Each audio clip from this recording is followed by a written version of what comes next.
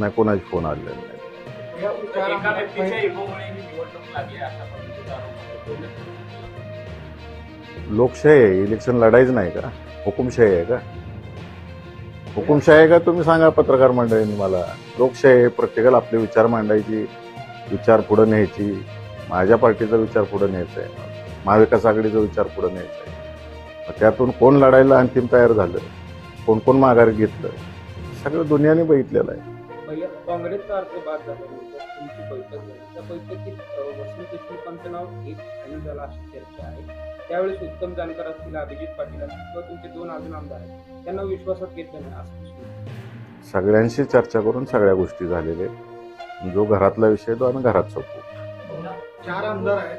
राजू खरे असतील, अभिजित पाटील असतील, नारायण आबा असतील, स्वतः उत्तम जानकर असतील. उत्तम जानकर म्हणतात आम्ही 4ही नाराज आहोत, कारण वसंत देशमुख यांच्या उमेदवारीवर ते नाराज. त्या प्रश्नाचं मी 4 वेळा उत्तर देऊन झाले तुम्हाला.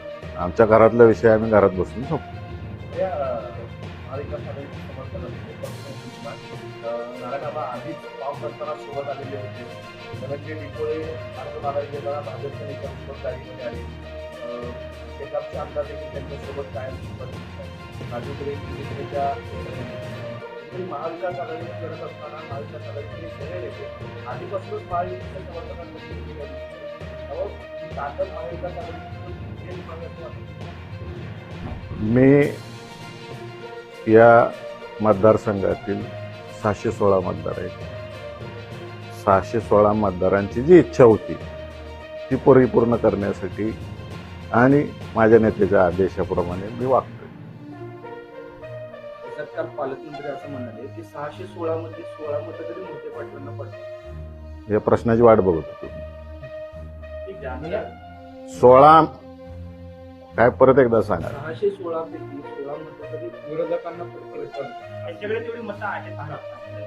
मी आज 16 मतापासून सुरुवात करतो. त्यांनी सांगितलं 16 मतं आहेत माझ्याकडे, मी 16 मतांपासून सुरुवात करतो.